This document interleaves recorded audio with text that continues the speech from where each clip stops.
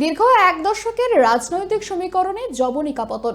2024-এর পশ্চিমবঙ্গ বিধানসভা নির্বাচনে বামেদের হাত ছাড়ল জাতীয় কংগ্রেস। বৃহস্পতিবার নয়াদিল্লিতে কংগ্রেসের উচ্চ পর্যায়ের বৈঠকে বাম কংগ্রেস জোটে ইতি টেনে একলা চলো নীতি নিল এআইসিসি। সেক্ষেত্রে বৃহত্তর বাম ঐক্যের পথে যে এগোবে রাজ্যের বামেরা তা নিয়ে কোনো সংশয় নেই রাজনৈতিক মহলের। 2016-2021-এর পর এবার আর জোটে নেই বাম কংগ্রেস। কংগ্রেসের পক্ষ থেকে সরাসরি জানিয়ে দেওয়া হয়েছে রাজ্যের 294টি আসনে একাই লড়বে তারা।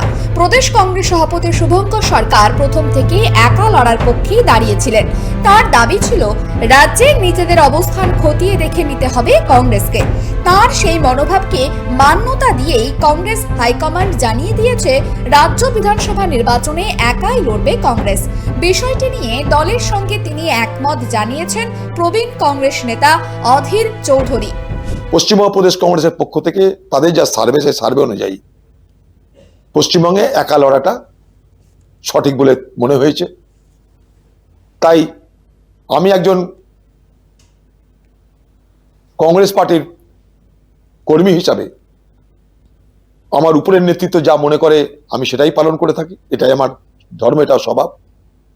তাই পশ্চিমবঙ্গ প্রদেশ কংগ্রেস, পশ্চিমবঙ্গে যে এআইসি জেনারেল সেক্রেটারি, পশ্চিমবঙ্গে যারা অবজারভার, তারা সব সার্ভে করে দেখেছে বাংলায় একা লড়াটা শ্রেয়।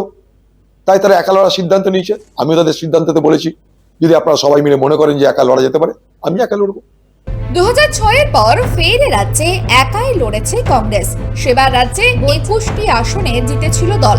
যদিও জোট হিসেবে লড়াই করে ফল ভালো হয়েছিল বলেই মনে করেন প্রাক্তন প্রদেশ কংগ্রেস সভাপতি অধীর চৌধুরী। যদিও বিজেপি তৃণমূলের বিরুদ্ধে লড়াইয়ে হাফ হার্টেড কংগ্রেসকে মানুষ চাইছেন না বলে দাবি সিপিআইএম নেতা সুজন চক্রবর্তীর। বহু বছর পর 294টি আসনে ওরা লড়বে। মানে এর আগে তৃণমূলকে তার সাথে সিট শেয়ারিং হয়েছে ইত্যাদি ইত্যাদি। তারপর কখনো বামফ্রন্ট 16 সালে ইত্যাদি। সেসব ওরা যা করবেন করুন, ভালো করে লড়ুন। সাধারণভাবে বামপন্থী মানুষ খানিকটা হয়তো চাইছিলেনও বটে এই হাফার্টেড কংগ্রেসকে নিয়ে লড়াইয়ের মানে কি আছে, আছে কিন্তু নেই, আছে কিন্তু নেই, আছে কিন্তু নেই। ক্রেডেনশিয়াল যাদের সেকুলার, তাদের গোটা দেশের মূল কথা ছিল বিজেপির বিরুদ্ধে ধর্মনিরপেক্ষ শক্তিগুলোকে একজোট করো। পশ্চিমবাংলার ক্ষেত্রে বিজেপি তৃণমূলের বিরুদ্ধে একজোট করো। সেই দায়িত্বটা যদি কংগ্রেস দিতে না চায়, কংগ্রেস ঠিক করবে। আমরা তো আগে থেকেই বলেছি। এদিকে বৃহস্পতিবার বামফ্রন্টের বৈঠকে জোট শরিকদের প্রশ্নের মুখে পড়েন সিপিআইএম এর রাজ্য সম্পাদক মোহাম্মদ সেলিম।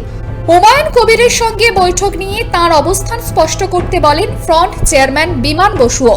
মন বুঝতে গিয়েছিলেন বলে সেলিম ব্যাখ্যা দিলেও তা মানতে নারাজ শরিকরা। এদিকে কংগ্রেসের জোট ভেস্তে যাওয়ার পর আপাতত বামেদের পক্ষে সেভাবে আর কোনো জোট সম্ভাবনা নেই বলেই মনে করা হচ্ছে। জোট হতে পারে বাম ফ্রন্টের সঙ্গে লিবারেশন ও পাহাড়ে দুই একটি দলের। সেক্ষেত্রে বৃহত্তর ঐক্যের পক্ষেই লড়াই হতে পারে বামেদের বলেই মত রাজনৈতিক মহলের। Bureau report, KTV Bangla.